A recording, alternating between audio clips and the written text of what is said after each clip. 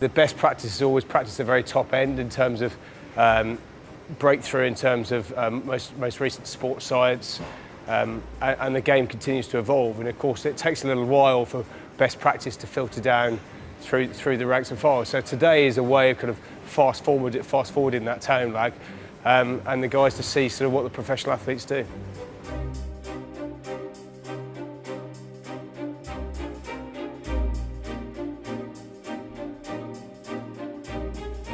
The beauty about rugby is it's a combination of various aspects, both in terms of anaerobic ability, aerobic ability, flexibility, strength, power.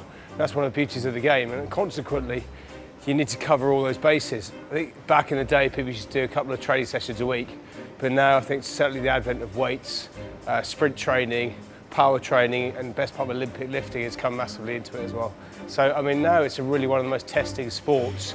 And of course, that depends as well how the actual game goes. So it's a very testing game, particularly played at the highest level. Behind me, what's going on is it's a functional endurance session. So when I say functional, rugby involves a lot of pushing, pulling, moving heavy objects, getting up off the floor, running. So this involves all of that. So we've got some rope action where they're pulling the rope. They've got to lift the heavy tyre and push that, which mimics a lot of rugby actions. So say maybe hitting a ruck or pushing in the scrum. And it's just a session which has got a bit of variety in it and a bit of fun for the guys, and it also is very functional for rugby. It's a great introduction to sort of how we train at a professional level. You know, I think that it's opened a few of their eyes to the types of training that we do, that it's not necessarily static lifts or, you know, just running on a treadmill. It's more sort of pulling, pushing, body weight, you know, down to the floor, getting up. And then I suppose with the, you know, the touch games, it's sort of, I think, the most glaringly obvious thing was that they were very quiet, you know. So we're just trying to get their communication up, and then their depth and width when they're playing. It's quite simple, really, rugby when you break it down into those bits. But yeah, hopefully they'll sort of take that away.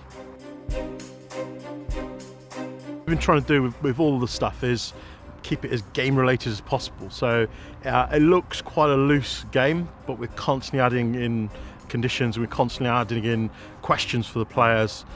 So each time we play and we add a condition, we'll ask them how that will affect the game. So it's all right for them to do what coaches tell them, but the game isn't like that. It's dynamic, it's fluid, it's complex. So we need them to be on it, they're processing things in attack and defence. The key as well is, because of the varying abilities, it's got to be enjoyable, but it's got to be challenging for everybody.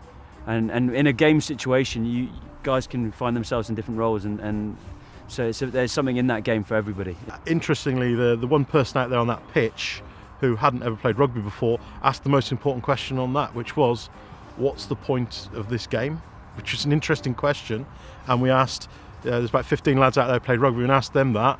We got 15, 20 different answers, all related to coaching and techniques and tackling and tactics and all this sort of stuff.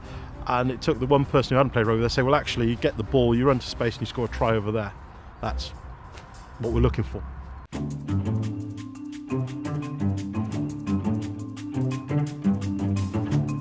We're at week 10 of the protein project, and our 3 average Joes have really been getting to grips with their diets. They're in full swing, and obviously we've only got 2 weeks left to go. I think with any sort of dietary changes that are recommended, the initial period is always the most difficult.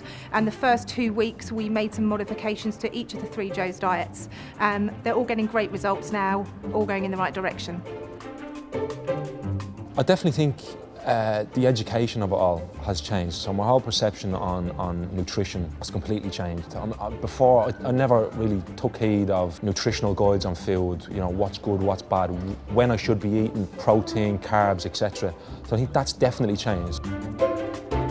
What we have been doing over the past 10 weeks is normal now.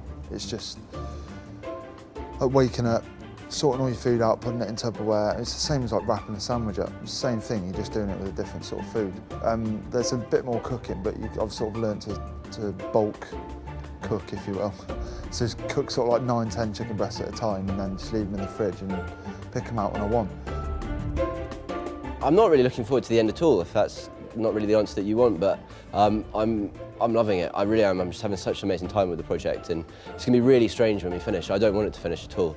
But I suppose the one thing I am looking forward to is going and having a really big steak, chips and a beer. I'd love to have one of those, but apart from that, I don't really want it to end.